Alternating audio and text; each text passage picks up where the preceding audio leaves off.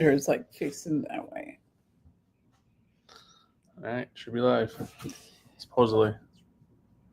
We are not. Oh, we are. It says we are. Supposedly. We are not. Oh, we are. It says we are. Okay. Hi, guys. Hopefully, everyone is doing great and dealing with the heat the last 2 days. Hopefully our tech is working properly this time. And we're not in slow motion. It's like slow. Okay. Anyways. So since the last time we went live, we actually had an anniversary, our 14 years anniversary. 14. God, we're getting old. We're getting really old. I mean, my birthday's coming up this Monday, so I'm definitely 46. 46. 4 more years, and I'll be 50. Can you blow out the many candles? No. Hi, Melissa. Hey, Matt Roundfinger. I see you on there. Thanks, Angela, for bringing that friend. Who? Matt Roundfinger. He's a lender with Gateway Mortgage. Oh, hi. Oh, thanks, Angela. Not yet, man. Not yet. You can wish me happy birthday on Monday. Appreciate you, though. So yes, 14 long years. We've had different, jobs, different obstacles. Lots of different things, lots of ups and downs. So yes, it's been a long 14 years, but we've managed. We've gotten through it, so no real complaints. Thanks, Melissa. I appreciate you guys. Angela, I think Facebook will definitely remind you about my birthday.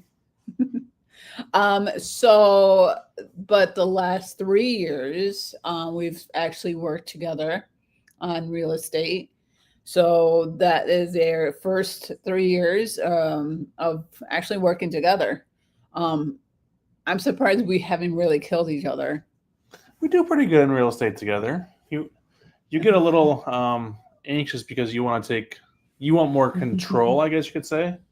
You want to take the wheel a little bit more and do a little more. I mean, yourself. After all, I am the woman of the household. Yeah, that's true. But I mean, I'm really surprised that we haven't really killed each other. I think we work well together. We complement each other. You kind of ground me and controlled me in regards to my emotions, and then I, put some fire up, your back. Well, we play well together because, when we're doing our videos, when I get stuck with what to say, you jump in and you. After I make fun of you, though. Yeah, that's okay. And when you mess up, I make fun of you, and you make all the bloopers at the end of the videos. Now. I do. You're the funny one. So, and then you're like the last video we just did. You're always really yawning. The yawning. Right, oh my goodness! As you get older, man, your energy is gone. I tried to relax and take a nap today, and that did not happen. So, if you have any tips, let me know how to reduce my energy, or reduce my tiredness. Hey, John, how you doing, buddy? John McCaffrey. Oh, hi, John. So since we've actually had our anniversary, obviously we had to celebrate it. Unfortunately, we had to put our dog down, so that was a very sad day. But we were able to celebrate our anniversary as well. And what restaurant did we go to? 1877, 1844. I forget the name of it. Honestly, I do. It's a year, so 1844. It was a really good restaurant, though. We've never been there before. I honestly didn't even know it was in the Stella Hotel. Really good place. If you guys have never been there before, you have to try it out. It has a really good mix, a really good menu, mix of stuff. It has some steaks. It has some salads. Some seafood. He got the fish fry because it was Friday. Yeah, they do a fish fry Friday every Friday. They actually had a dish that's all you can eat fish fry. Yeah, that's what I got. I got the cod. The cod. Yep, fried cod.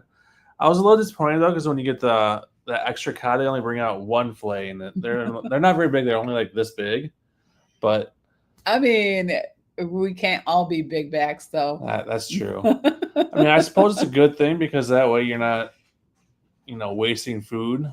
Mm-hmm. So that is true. I can understand why they only bring out one fillet at a time. They don't want to waste a bunch of fish. I actually went out of my comfort zone and not got the salmon. I got the catfish, the blackened catfish. Yep. Delicious.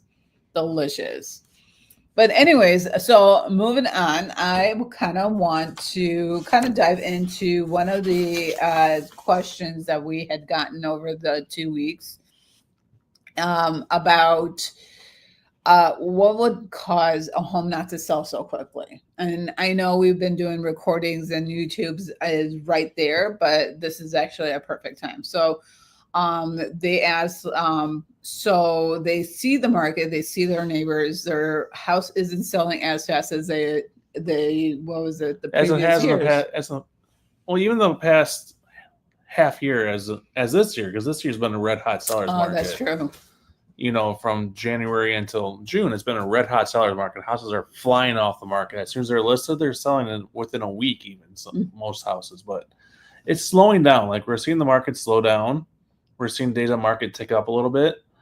Aalia and I, we pulled the numbers of sold houses this past week, and we're seeing a lot of houses are selling under asking price now. Which is crazy because, like, they were getting over 20, 30 over asking, and then, like, they're barely scraping by. Yeah. So if you're a buyer and you're thinking about jumping in the market, now's a great time because we're starting to see prices aren't really coming down yet, but a lot of sellers are getting either at asking or even below asking. We're having buyers that are putting in the offers under asking price, and sellers aren't outright saying no to it. Sellers are considering it. We're having buyers having under asking price offers accepted now. So the market is changing. It's not happening overnight, but it is changing. I mean, at one point it'll be where sellers don't really have the upper hand. They're just desperate to unload their house at that point. It will happen. Nobody has that crystal ball. I'm thinking maybe the end of this year, definitely by next year sometime, it'll be a neutral, if not buyer's market. So it is coming. I mean, if you look at the rest of the country, Arizona, California, parts of Texas, the East Coast, Florida, they're in a buyer's market right now. So it is coming here. It's just a matter of time before it fully takes on here. So if you're looking to buy, maybe wait a month and maybe you'll have a lot more upper hand and wiggle room in the negotiations, in my opinion. Yeah, you will. So, and then another question that we had gotten is, we've already mentioned that it's still a seller's market. So there was a question that popped up throughout the week. So if you have a question between the 2 weeks that we are not here, by all means, message us. If you have our cell phone numbers, our cell phone number is posted everywhere, and send us a text and we can put it on our agenda for the next live. So do we actually want to tell them when the next live is first? Yeah, we won't be doing a live in 2 weeks because we will be out of town in 2 weeks. So we're going to put it. I'm sad. Not really, but yeah. So we're going to do it at the end of August. So not 2 weeks from now, 4 weeks from now. Yes. So keep an eye out on that. So another question came up. Should you wait until interest rates drop? Like, it's crazy. It's crazy because we get that a lot. I'm just going to wait until the interest rates drop. Again, we are not psychic, though, I claim to be. Just joking. Thanks, John. I appreciate the message. You're a great guy. We love working with you too, buddy. Oh, thanks, John. I wish I could meet you. You'll meet him. He's great. That's awesome. So interest rates. What if you should rate? Now you lost my train of thought. Interest rates. You're talking about interest rates. I know, but what I was going to say, I don't know what you're going to say. Exactly. I can't read your mind. Oh my gosh. Okay. 14 years I stuck into it. Oh Lord, this is what I have Get to your deal paper. with. So interest rates and why you shouldn't wait until they drop. So we are not psychic, obviously. However, we can't predict what the government is going to happen, because government. I'm sorry, my dog is like wanting attention. We noticed that since we put Cookie down, the little dog, our other dog Griffin is very, very needy now. Like he always wants to be with us. He always wants to be petted. I think he misses her a lot. Yeah, don't make me cry on live here, because we're not going to get a second dog. So nobody suggests us getting another dog, because we're not going to get another dog. Hi, Auntie. Oh, okay. Anyway, so you shouldn't wait until the interest rates drop, because you don't know when that's going to happen, because we can't control the government, as we all can see with all the prices that are going up, and it is out of our control, right?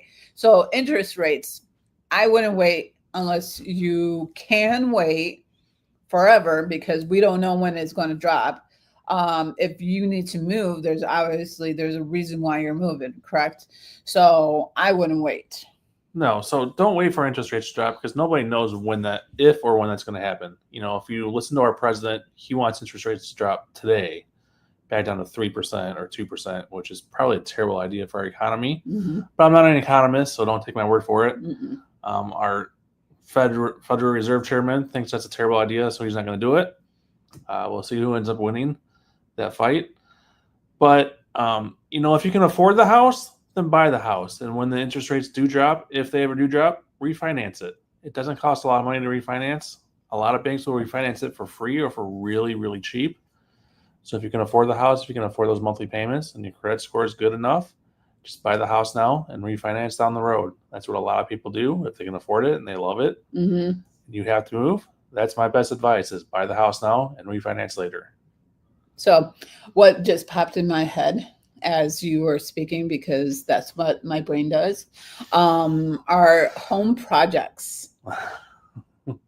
I cannot wait to talk about this. Aalia loves her home projects. I love. As you can see, our wall is still intact back here. I need to. Okay. Anyways, that's a sore subject right now. Hey, okay? you're demolishing the sunroom, so you should be a little happy. Okay. So it's as he's saying, so we have benches in our sunroom, and I was just done, because you can't utilize them because it's facing inside rather than outside, and it's blocking the windows. You can't use the windows. It's just blocking them. It's a way. What the heck were they thinking? Because we bought our house as flip from flippers. So and they're like the old, I don't know, it's 19.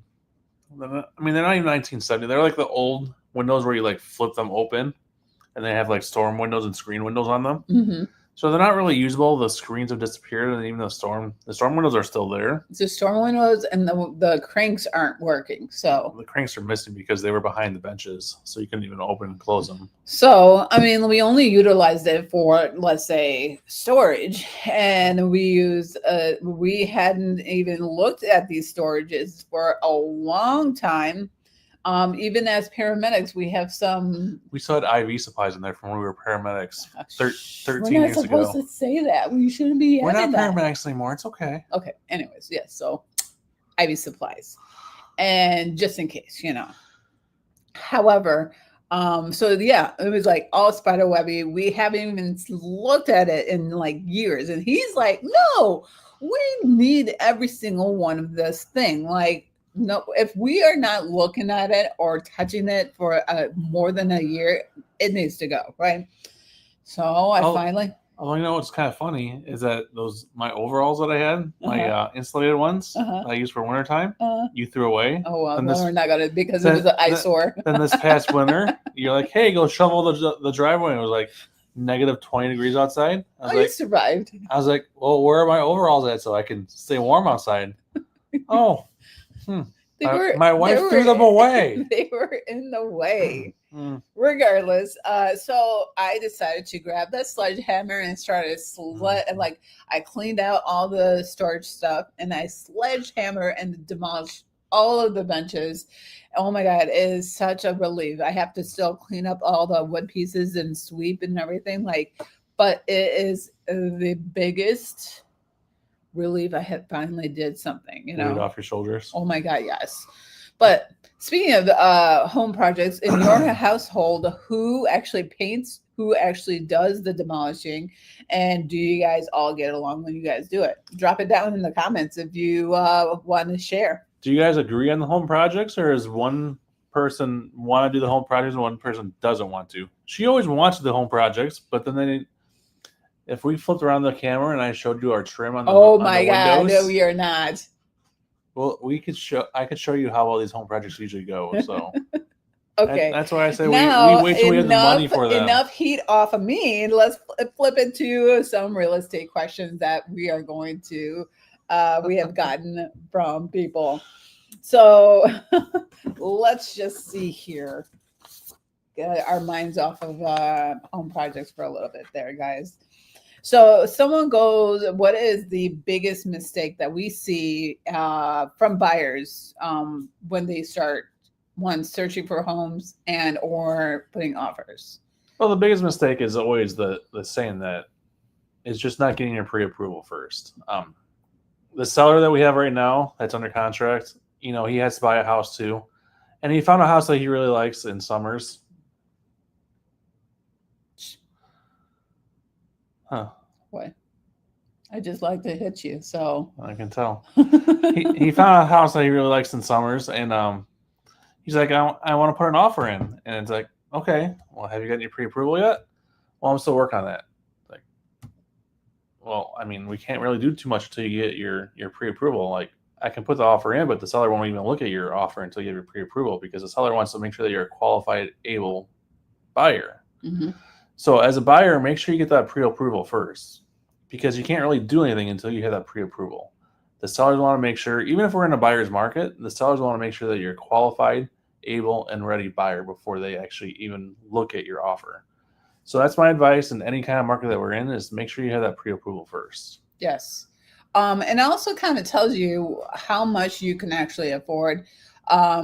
Maybe if you get pre-approved for a higher amount, let's say technically you get approved for $325,000, but you're just not comfortable in that range, especially with the mortgage payments. You want to make sure you have a mortgage payment and some cash extra just for like homeowner going out on dates. I guess go.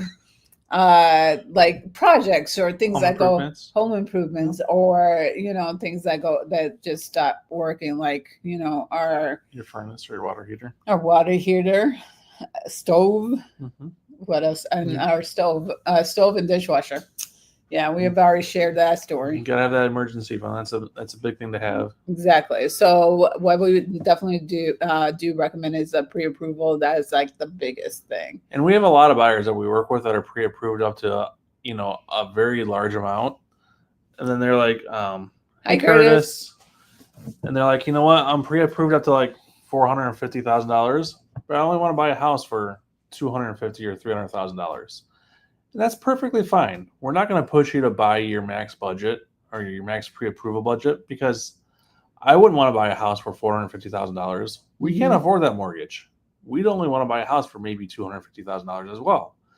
We get that. We're not going to push you above your comfort zone. We work with you and for you. We want to do what's right for you and do what's best for you. And also, we treat you and we get to know you better as we go through the process and when looking for homes. Knowing who you are, what your likes and dislikes. And I know I just posted this earlier today, but that comes along with our emotional ties with you as well, that we do not feel comfortable in leaving you with a mortgage payment that you probably will scrape by for a couple of months and then have a hard time and land on hard times real quick. So that is not what we do. We are not the bottom line. I want to get paid. I mean, we would love to get paid. I have a spending habit I have an issue with. We all have our bills, but we want what's best for you at the end of the day. Spending habit myself. So, but bills as well, I guess. And Curtis, Abby's really excited for Kyrie's birthday on Saturday, if you're still watching. So that is definitely number one thing to do. Another thing, actually, it was actually pretty cool. Someone asked us about what is the behind the scenes of a closing a closing week? Like, what are we doing to get this prepared, to get it closed and stuff? Well, you want to make sure that closing's scheduled. So we're calling the lenders. Calling the lenders. And the title company. Making sure it's scheduled. You got to make sure that your loan's clear close. So you got to talk to your lender, make sure that's actually clear close. They've done your final credit check. They've done your job verification. Make sure that you still have a job. Blessed it, We schedule your final walkthrough, because you do a final walkthrough at least 3 days before closing. Make sure the house is still in relatively the same shape as when you put the contract in. Make sure the seller didn't take the fridge that's supposed to stay there, didn't load up in their pickup truck and drive away with it. Make sure the roof is still in the house. Make sure that there isn't 3 feet of water in the basement. I've actually had almost all that stuff happen to me before during closings. And then set up the closing. You sign for everything, and make sure you bring your ID with you to closing and any funds that you're supposed to bring with you. I've had buyers before not bring their ID. They're like, well, you know who I am. Well, I know who you are. But the title person who's having you sign does not know who you are. And they need a valid government ID, whether it's your passport, your driver's license, your military ID. They need some sort of picture ID to prove who you are, and they need to make a copy of it. Exactly.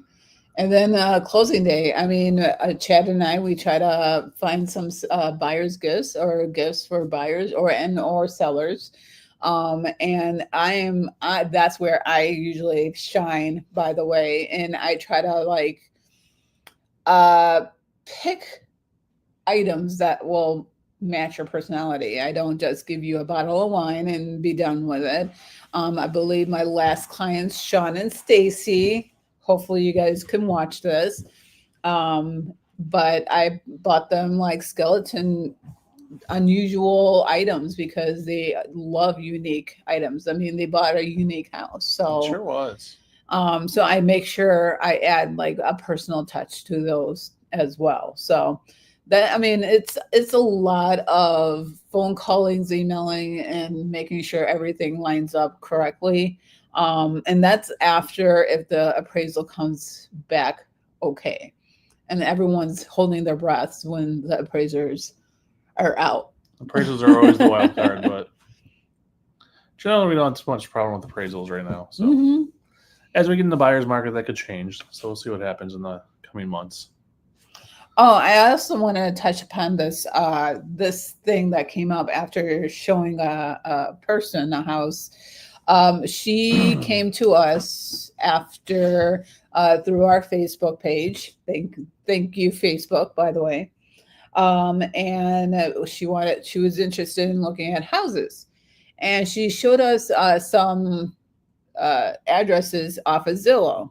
And she's like, I really want to see these. These are perfect in my price range. They look pristine. So we would go there and we go into the houses, and she was sadly disappointed because unfortunately with Zillow and Realtor or anything that's online, they really don't truly show you the whole picture until you actually see it in person. And that's why working with a realtor is very important to do. Well, just remember that all those pictures online, 90% of the time they're touched up, they're photoshopped. A good realtor is going to hire out their photography for the listing, and it's going to be professional photography. And those pictures are going to be touched up. They're going to be lightened up. Any blemishes of the house is going to be touched up and preyed up. So they're going to hide all the blemishes. Like if there's holes in the wall, they're going to cover that kind of stuff up. There's a bunch of clutter. They're going to take some of the clutter out with Photoshop and that kind of stuff. So it's going to look pristine in the pictures. Now, whether or not the house is actually pristine or not when you go see it in real life, I have no idea. But. So it's very important to work with a realtor so that you can actually go and see these houses in real life, can actually take in the neighborhood as well, which actually kind of leads me into Zillow or Zestimates versus actual market analysis prices. You explain this, man, because it's a very complex situation here. We all look at our estimate You don't know this. Huh? You should know this. I know. I do know this, but I was trying to stroke your ego a little bit here. Oh, God. I mean, we all look at our estimate. We all love looking at Zillow. We do it ourselves. We look at our estimate, see how much our house is worth. But you got to remember, Zillow was in the home buying game a few years ago. They like to buy up a bunch of homes and then resell them. They stopped doing it now because it lost them a bunch of money. But this estimate is usually, I think they put it up higher. Mm-hmm. Usually. So that they would they'd offer you a higher price, and then they'd knock it down as the process went on, saying, well, we had to make all these repairs to your house, or the house didn't appraise. So then by the end of the transaction, you'd end up getting, $50,000, $70,000, $100,000 less than what they actually offered you for your house. So don't necessarily go by the Zestimate. And plus, the Zestimate is just a computer algorithm. Mm-hmm. It's just picking up a bunch of houses that have sold recently in the area, putting them all together in a computer algorithm and spitting out a number. It doesn't know if you've made any upgrades to your house. It doesn't know that you just recently upgraded your kitchen a year ago. It doesn't know that you just recently painted the outside. It doesn't know that your basement's finished. It doesn't know any of that stuff.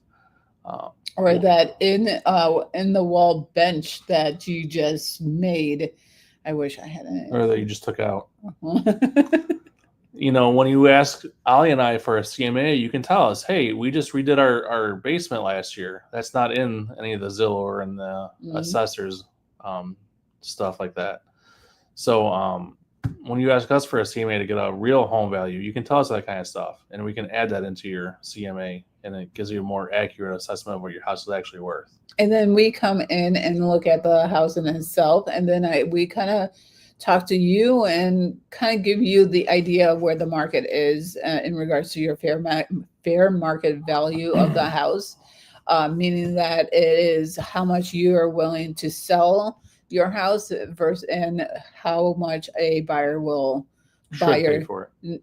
Yeah, should pay for it. So it kind of is a very complex step in regards to finding that right price. And a lot of the time sellers aren't willing to listen because of the fact that they have an emotional connection to their house. Uh-huh.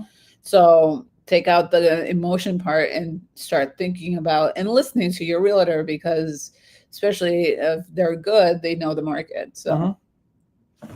All right. So, Chad, would you live in a haunted home or a home with 20 kittens? Kittens or cats? Same thing. Cats. A haunted house, because cats really stink. Have you ever been in a house with a bunch of cats? But they're so cute. No. So I showed a house a couple of years ago over by Whittier here. And that house, I don't know exactly how many cats it had, but as soon as you walked in that front door, that smell of ammonia just hit you immediately. Like, those cats probably pooped and peed all over the place. They probably had carpet. They did have carpet in that house, so they probably did it all over the carpeting, and it sank in the carpet and just sat there and got into the subfloor. And guys, that house was so bad. Like, I could not step 2 feet in that house without wanting to barf. I couldn't go in that house. I told my buyers, if you guys want to look at this house, you go ahead and go in there and take a look. I'm going to stand outside the door here and stay in the fresh air, because I could not walk in that house without wanting to throw up. It was bad. That ammonia smell, no, count me out. I'd rather deal with ghosts all day long. What about you? I mean, a haunted house with at least 2 cats. I mean, 2 cats is fine, but 20, no. No, too many animals. I love my animals, but more than 3 is just too much for me, especially with the fur. I'm getting allergic to the dander and pet fur and stuff like that. So I think 2 cats in a haunted home, because I can investigate everywhere. So what about you guys? Would you want to live in a haunted house or a house with, let's say, 10 cats? Let us know in the comments. I'm curious to know what you guys say. So I got to talk about Abby, since she is a part of our family. Dude, I don't know how anyone, if you have older kids that are past teenage years, please let us know. Give us some advice. Oh my goodness, I don't know what to do. Like, I'm trying to get her out of the house, active, blah blah blah. But dude, she whines like a 2-year-old already. It's like, dude. So it's like that TV has a spell on her, and it just calls to her at all hours of the day, saying, "You have to sit in here and watch me." It's not even so much her phone; it's just YouTube. She has to sit there and watch YouTube videos, whether it's on her phone or it's on TV. That's all she wants to do is just watch YouTube videos. I don't get it. Like, I'm all for YouTube University and learning stuff, because obviously we do YouTube videos, but like all day long, that's all she wants to do all day long is just sit there and watch YouTube videos. I don't get it. Can somebody explain it to us?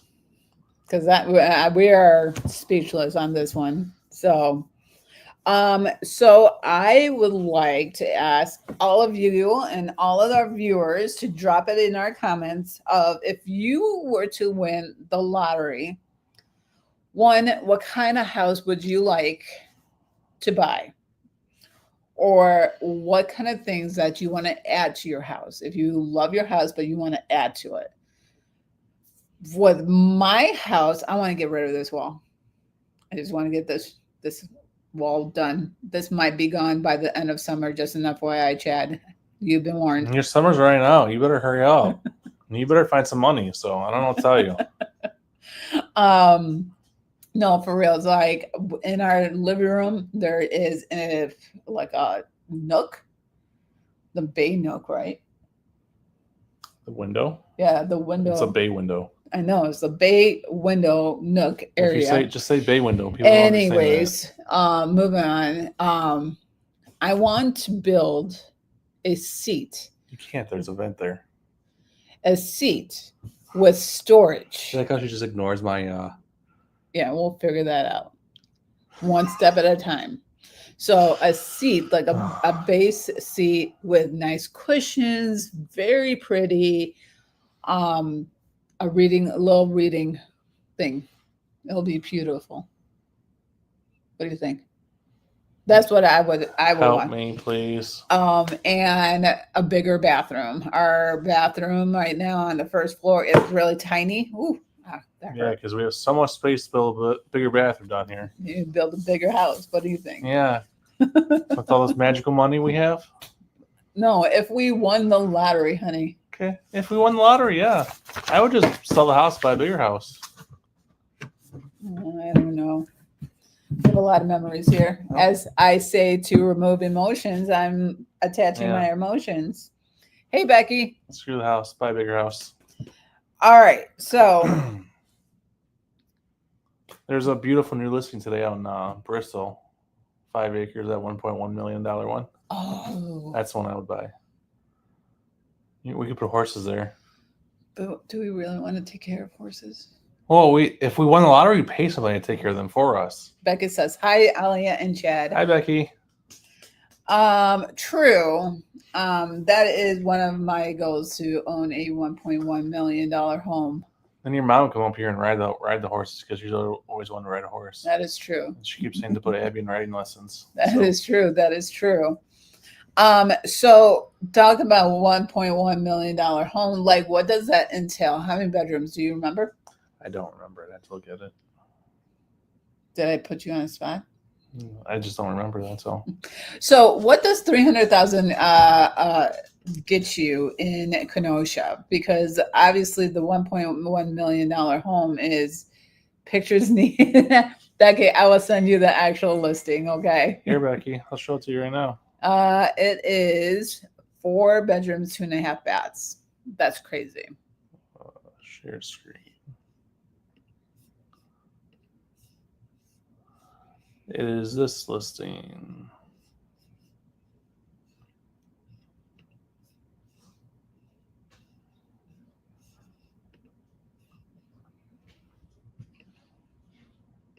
Oh, that is beautiful.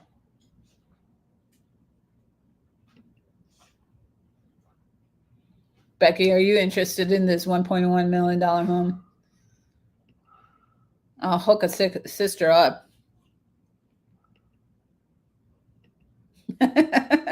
Exactly, Becky. Exactly.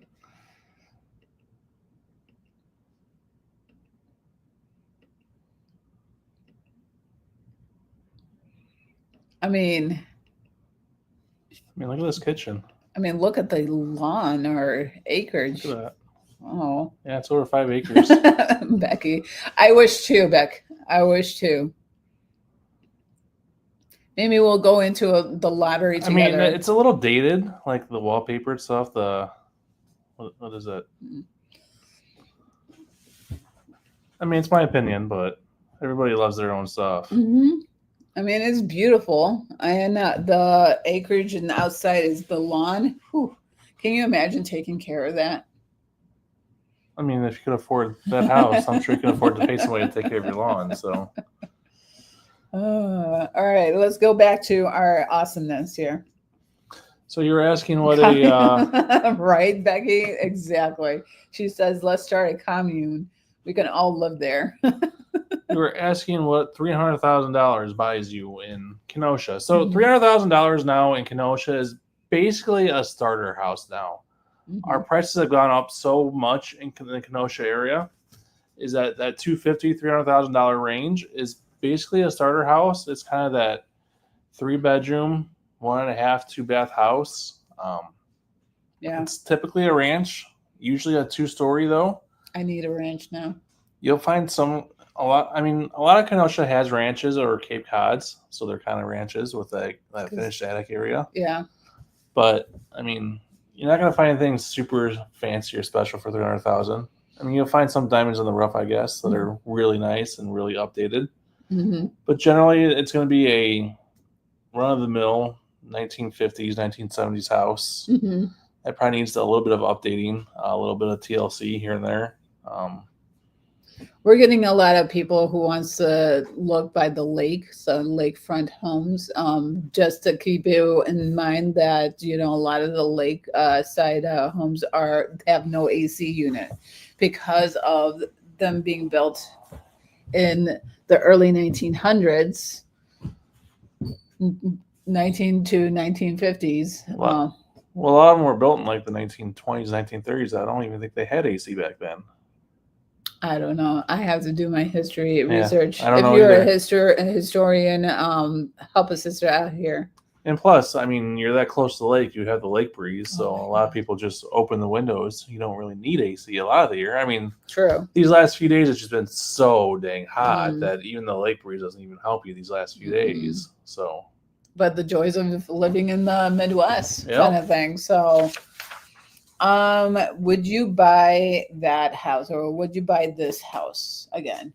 This house again? Yeah. Probably not. I think I would keep looking. Why? Like you said, our bathroom's too small. I think I'd want a different setup rather than having. I think Abby's rooms upstairs are too small. And it's perfect for her, though. Yeah, but she's getting bigger. She's fine. Well, I know she's fine, but and she has the whole upstairs to herself. But I don't know. I think I would keep looking if I could do it all over again. Right. What about you guys? If you were in your home right now, would you buy the home that you're in right now again, or would you do it all over if you could do it over and know what you know now? How about you? Would you buy this house again, or would you keep looking? I mean, you bought it because of the updated kitchen. You fell in love with the kitchen right away. The thing is, as soon as you walk into a house and you get that feeling that you belong, that's what I felt right away when I stepped in. We saw a few houses before this, and I didn't feel that way. Like, I felt weird. And then, I mean, I am weird, but beyond that, natural weird. At least you can admit it. Oh, Becky, so yes and no. So what makes you not want to stay in your house and what makes you want to go? Drop it down in the comments. I don't know. I mean, after trying to renovate it as much as we can, finding those imperfections is annoying. However, I think the fact that nothing's level in our house. Nothing is level and nothing's a straight edge. Mm-hmm. Or a straight corner. But I think I would buy it again because I think there's history here. And I think that's what drew me here. So okay, I would let you buy it and I'll buy a different house. How about that? Sounds good. That is a perfect marriage. You go live in your house. I live in my house. And we'll meet up once in a while. Sounds good to me. Becky needs more bedrooms and living space is perfect. Okay. So that's what I'm looking at for you, girl. Okay. Yeah. Do you have a big yard? I think you live next to me. She does. I think I'm going to stalk you now. Right down there on 85th Street. I'm going to stalk you, Becky. So, open houses. What are your thoughts on those? They're fun. You meet some interesting people at open houses. I always tell my sellers because, sellers always want you to do an open house because they think that it'll magically sell the house. Mm-hmm. What's the NAR statistic? I think that the NAR statistic says that 3% or less of houses actually sell because of an open house. So open houses usually don't actually sell your house. Open houses are usually just more for the listing agent to get more buyers during the open house. Listing agent or an agent that comes in that hosts the open house. That hosts the open house is to generate the leads. Because if you've ever been to an open house, the agent always wants you to sign in, providing your name, your number, and your email. That's so that they can follow up with you and say, "Are you ready to buy a house yet? You ready to buy a house yet? You ready to buy a house yet?" And keep pestering you until you buy something, or tell them to stop bugging me. F off or whatever you tell them. We just told them our little secret though. That's okay. I'll tell them all the secrets. I don't mind that. But Becky, I knew it. Becky said that. It's okay. What? Becky just said that. Whatever. That would tell them what secret? Yeah. Oh, yeah. I know. I know. It's a secret that realtors don't like to tell people, but that's okay. So yeah, a lot of houses don't sell during open houses, but some do. I'm not going to discount it. If you have a lot of nosy neighbors that are interested as to why you're selling, it can be a good reason. Mm-hmm. Some neighbors know people, like their family members or friends that want to move into the neighborhood. Mm-hmm. So if you have a good realtor that is willing to knock the neighborhood and say, "Hey, your neighbor's selling their house on the street. We're holding an open house on this day. Come over and say hi." Maybe your nosy neighbor down the street will come over and say hi and say, "Hey, my brother or my second cousin's in-law is looking to move to this neighborhood. Mm-hmm. I want to have him come over here and look at the house and maybe put in an offer." Maybe they'll sell the house that way. You never know. So I'm not going to say open houses don't work, because they do work sometimes. It's just that 97% of the time they don't work. I like open houses just because I can roll out my red carpet. That is fun. When we did that, if you look back on our Instagram or something like that, you can see the picture of her rolling out a red carpet. Oh yeah. She got a really good engagement for that, and the people that came through the open house really thought it was really cute, and they laughed. And I think they felt special. They actually said that they felt special when they came down the red carpet. Yeah. So the seller thought it was a good idea too. He really liked it. Yeah. That's awesome. So I'm going to keep doing that. They called me the drama advisor for a reason. Sure. So, but anyways, so we're going to wrap this up at this point. It's 6:43, 6:45, which is awesome. If you want to, because we do a lot of local spotlights, so if you know where a local spotlight would love us and the eyes that we put on their location, we love to help support locals. Drop it down in the comments, message us, text us, and let us know where we should go. Again, local spotlights, let us know where we should go next. And what else? Oh, and ask us anything. Marriage. I can't give you marriage advice because we're still trying to figure that out. But what about our marriage? How we tick about buying, selling, also investing as well. So anything real estate advice, we're open books. We'll tell you guys like it is. We won't lie to you. We won't hide anything from you. We'll tell you the truth. So don't worry about that. I really hate this. Oh, I'm staring at the computer the whole time. It's okay. People don't mind. I mind because I'm looking down instead of up. But anyways, I'll try to figure this out. This camera sucks though. But anyways, so just let us know what you would like for us to feature in the next live, which is in a month, because we will be going away. So So you have 3 weeks to let us know. We'll still be accessible via text message and email. So if you have either of those, let us know. And Facebook too. Yeah, so. we'll still be around, so you can still get a hold of us. We just won't be here. So here. The wall is safe for another month. That's right. Whatever you said. All right, guys. I hope you guys enjoyed this this week's or this bi-weekly live stream. This live stream. Hope you guys have a great weekend. Enjoy the rest of your July. God, July's almost over already. I know. Back to school soon. Oh, stop. All right, bye, guys. See y'all soon.